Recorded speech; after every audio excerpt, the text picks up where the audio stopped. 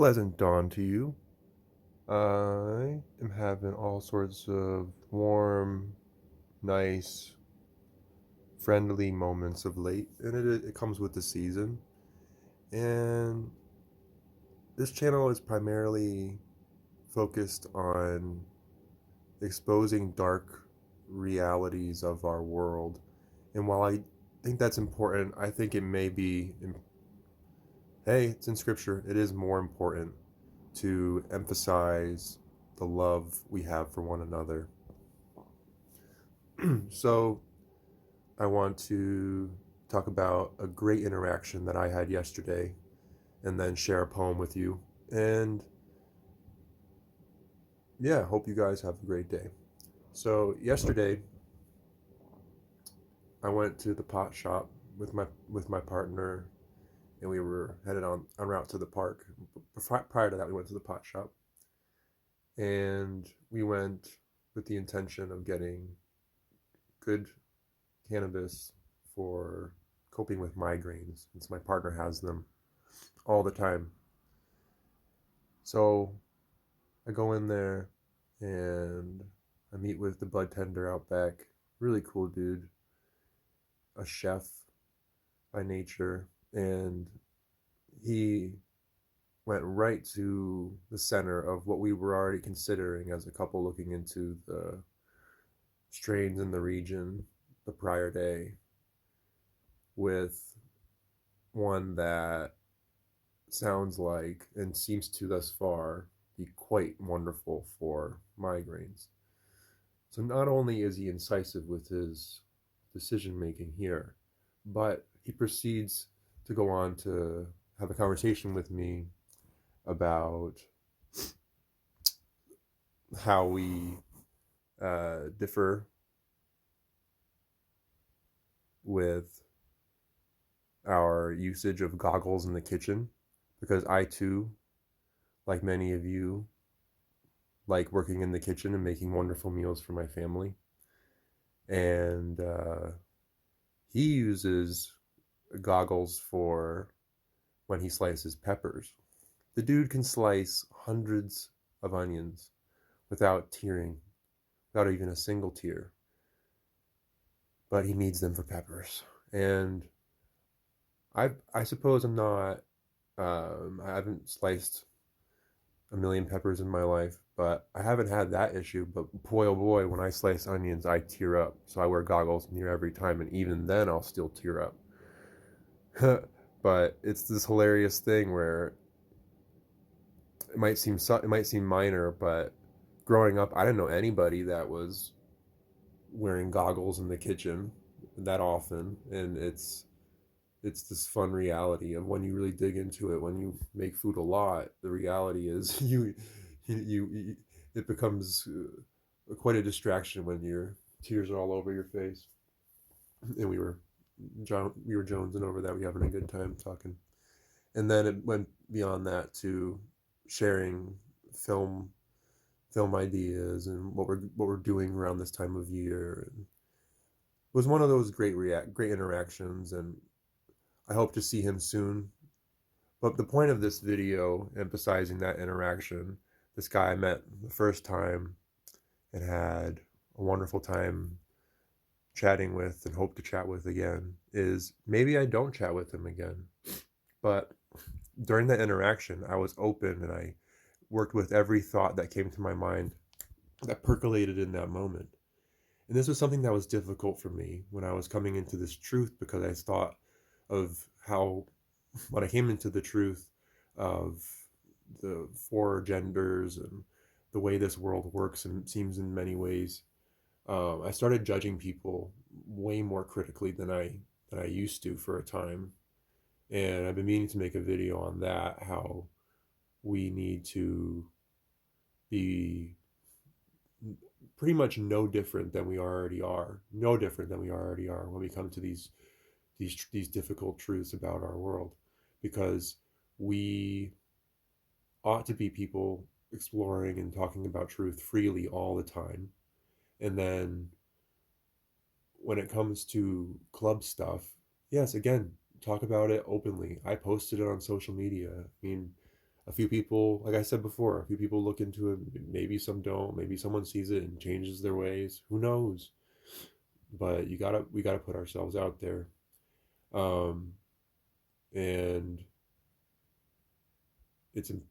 while it's integral to this reality to know these things, what is in essence more important is what love we come to, the cool, interesting things that we do that we can bring to light because we took care and took interest.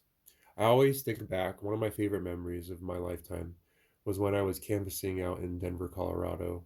And there was this guy, and I've been canvassing all day, going house to house. Maybe you have like a 5%, 10% success rate of getting someone to actually like ringing the doorbell or knocking on the door and then actually seeing somebody and talking to them for more than 5 minutes. Because when you're out for that long doing that, that's what you treasure is this human interaction, meeting this person, learning their name, knowing their place, thinking of them in your great, wonderful library of people in your mind.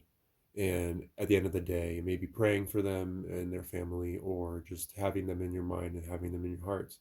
It's the coolest feeling. So that's what you look forward to, right? Meeting people and talking with people. And this guy's sitting out on his lawn, and he's like, "Hey, what's up? Come on over here. Let's talk. Whatever." He's having a beer, and we get to talking, and he he asked me about my route and what my plans are for the day, and he talks about how when he was in Alaska, he loved what he did because he got to help his buddies out every day. The way that him and his buddies had arranged it was every day, each one of them works together on a different one's project. So I forget if he said he had 6 buddies so as to make the week. I'm pretty sure he did. And if that is the case, that's amazing. I think that's what the ideal is in life. Let's say you have a nice, good, tight group of 7 friends, 6, 7 friends. Every single day, you're all going to help that. You're all going to help one of you on whatever project they're undergoing, and be that art, be that communal, be whatever it is. You all do that together so that you alleviate that person who you talk to and you love and maybe you get together with at the end of the day or at the end of the week by working with them directly. And I want to encourage that energy in everybody's lives, that even in this often impersonal and difficult world, there's so much love. There's so much to be thankful for and to discover.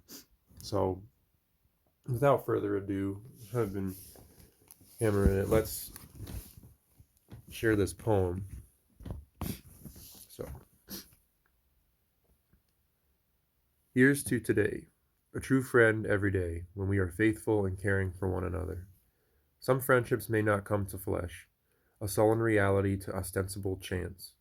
But maybe if we keep shining, one day, everywhere, a friend without hesitation, fellow flame, one mind of Christ, love born of determination. When we are pruned well, our paths to each other are certain. The maze unravels with the lantern molded by heart and mind.